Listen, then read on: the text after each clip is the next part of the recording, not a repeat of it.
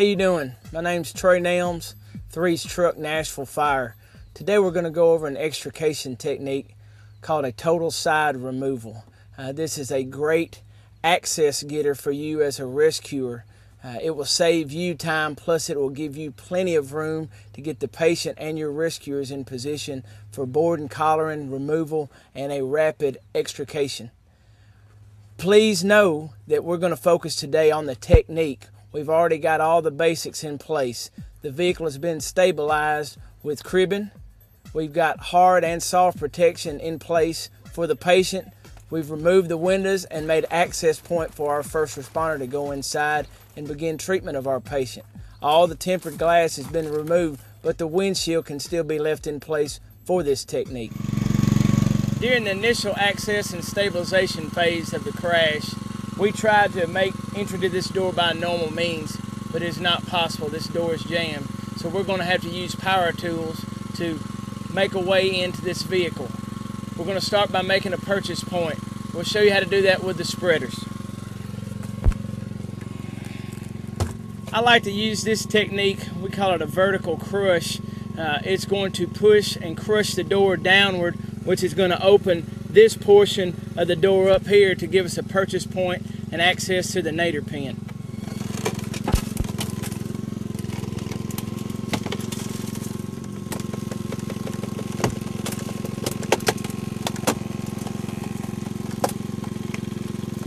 As you can see, we've got a pretty good gap here, and the tool's doing all the work. With it being in place, I'm not even having to support any of its weight. This back door can be tricky sometimes, so you might have to start a little high and roll it down.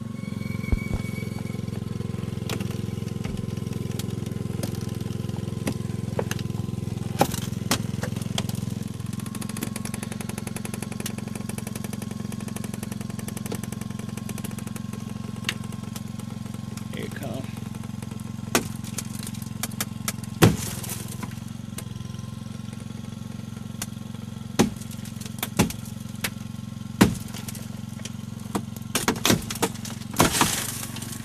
As you can see, pretty quick access to the back door.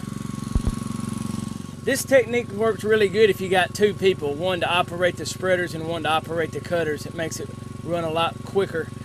Just for this purpose, I'm going to do everything. Now that we've got access to this back door, the next thing that we're going to do is we're going to make two cuts. Our first cut is going to be a relief cut down at the bottom of the B-post. Our interior rescuer has already checked inside the interior of the B-post to make sure that there's not anything in our way, such as airbags, seatbelt mounts, things like that, that's going to damage our tools or make it harder to do our operation.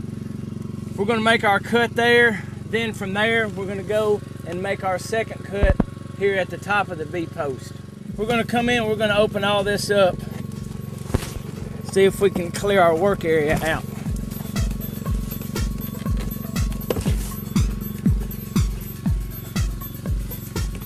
Now we're going to make our relief cut on the B-post. We're going to make it parallel with the rocker panel. We're going to go in as deep as we can. We've already exposed. We're going to go below the bottom hinge for this cut.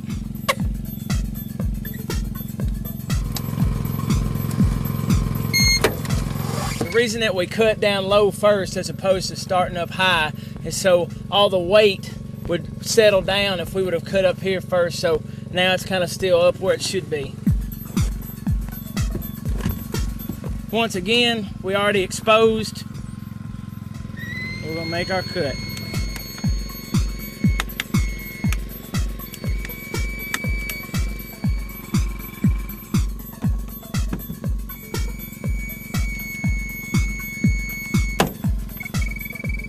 Before we're ready to finish out with our final move, we need to make sure that our seat belt is cut. Next, we'll come in and we're going to use our spreaders. One arm is going to go against the rocker panel, the other arm goes against the door. Once we start applying spreading force, the relief cut that we made previously is going to begin to tear, with it being just sheet metal.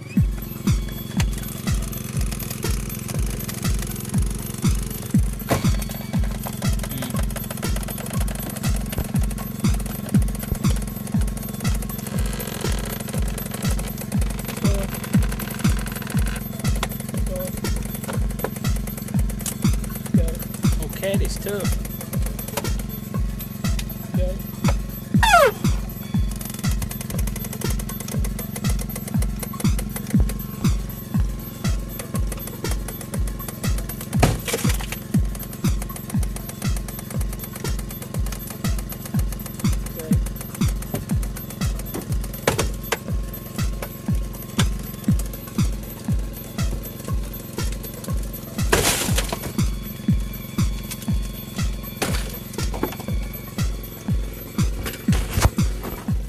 Once we've reached this point, just walk the door around.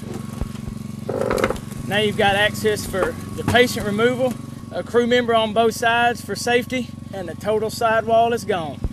Now here's my good friend and close associate, Dave Brasales, the real man behind Instructor 5 Productions and a member of Truck 29 Nashville Fire, to give you another technique for the total side removal.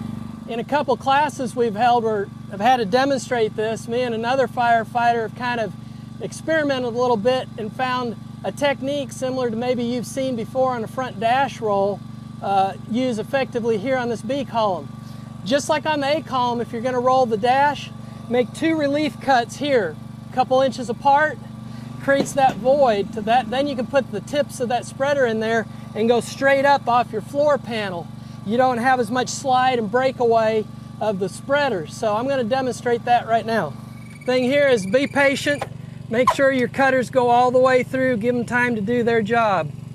Now I'm going to come up just underneath the hinge, get a good bite as I can. Notice we've got some roll in here. I don't have a patient here. I do have my hard protection. I'm not worried about it. My patient's up front. My first responder might be here and I'll watch out for him. Now, I don't know, Trey, if you can show them this, but we can remove that there, and I've got a nice purchase point here to put those tips in. You can see the spreaders are starting to do their roll. I've got a good purchase point underneath that hinge. You just got to be patient. Now, another thing I did different than the way Trey showed you, I didn't cut the top of the B-post. There's a reason being. You got to think physics in this. For every action, there's an equal and opposite reaction. If I'd cut this top and was pushing away straight up and down off the floor panel, that B-post, the pressure here would have been released and it would have gone up and not given me that ability to push against this and tear down here and for it to roll out. It would have just gone straight up, and what I want it to do is roll out and away from the patient. Now I'll go up and I'll cut the top of the B-post. We'll be done and we'll roll the whole door away. Again, make sure you're looking in here for your seatbelt tensioner, any side curtain, airbag cylinders, etc. Today's cars are different than yesterday's. Be safe.